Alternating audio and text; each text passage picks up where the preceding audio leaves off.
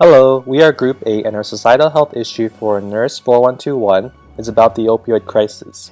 The members who will be contributing to this Pecha Kucha are Wendy, Luke, Michael, and Sarah. Currently, Canada is facing a public health crisis. In BC, individuals 18 to 35 are the leading age group in mortality rates, with 4,000 recorded deaths last year. Opioids are a class of medications often prescribed to treat pain. However, there are risks associated with usage, such as addiction.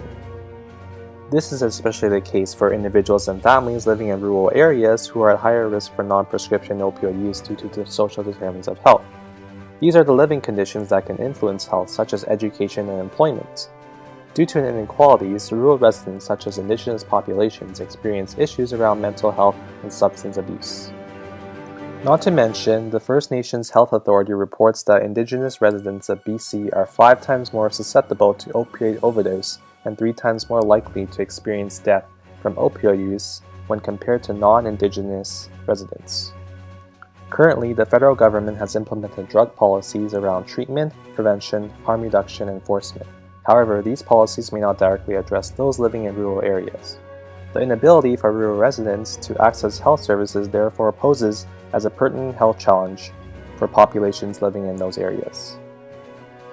Our target audience of this issue will be the provincial and federal government of Canada, policymakers, and public health leaders who have decision-making power over changing health practices across the province related to the opioid crisis.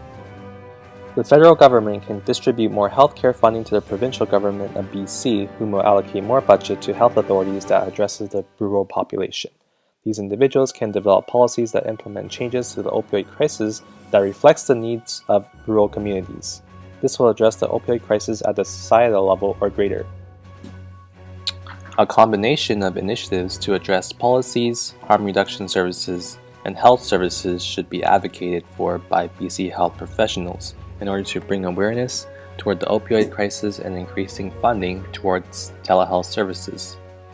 Telehealth services, defined as a session involving the clinical use of technology towards the care of a patient, are useful in circumstances where patient privacy and confidentiality are more of a concern, such as in cases involving mental health or addiction treatment.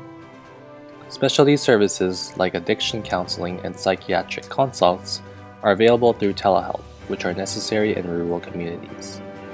Telehealth can improve accessibility towards individuals in rural areas, commonly lack access to harm reduction resources or mental health services. Additionally, opioid agonist therapy, also known as OAT services, are regarded as the most effective treatment for opioid use disorder and related harms in terms of treatment retention, reducing risk of overdose, and suppression of legal opioid use. OAT entails replacement of an opioid with a less potent, yet long-acting opioid agonist. While OAT prescriptions have been increasing, more prescribers are needed throughout BC to address the opioid crisis throughout the province. To illustrate, fewer than 300 BC physicians are authorized to prescribe OAT on an ongoing basis, and approximately 50% of those are located within the Vancouver Coastal Health region. This poses an issue for rural community members who wish to access medical treatment. Access to OAT prescriptions through telehealth services with appropriate administration clinics in the community would facilitate recovery for those experiencing opioid addiction disorder. Funding should be allocated towards improving public health staffing and expanding telehealth services. To improve access to treatment for individuals living in a rural environment, we urge BC to allocate more financial resources towards telehealth services. An increase in funding toward telehealth would increase the amount of OAT services offered, improve technological connectivity at telehealth clinics, and recruit community nurses and other healthcare providers to provide, monitor, and dispense OAT.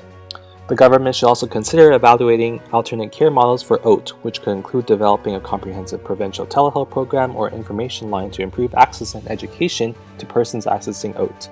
There should also be a consideration on whether OAT is feasible to implement without charging any fees, which could potentially benefit the entire population through cost savings. In terms of the group member contribution, Luke was the script composer, editor, narrator, and director. Sarah was the script composer, editor, and information seeker.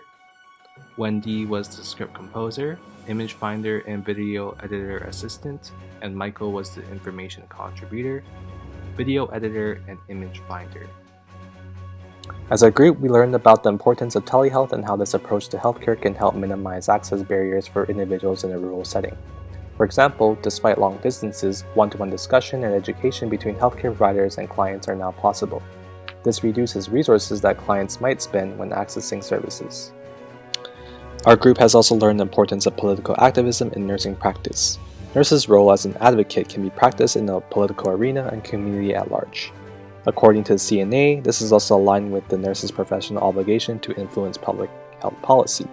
Nurses have a voice, and through that voice, they can address stakeholders to enact lasting change.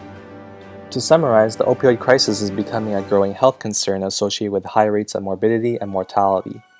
Due to inequalities in health, those living in rural populations such as indigenous people are more predisposed to using opioids. To bring awareness to this issue, we are addressing the provincial and federal government of Canada, policymakers, and public health leaders to specifically look into developing policies around OAT, telehealth, and funding allocation for health authorities in order to address the needs of rural residents. Here is a list of our references we used for our Pecha Kucha assignment. This assignment was completed together by group members Wendy Chen, Michael Espiritu, Luke Liu, and Sarah Murati for partial completion of N4121. Thank you for listening.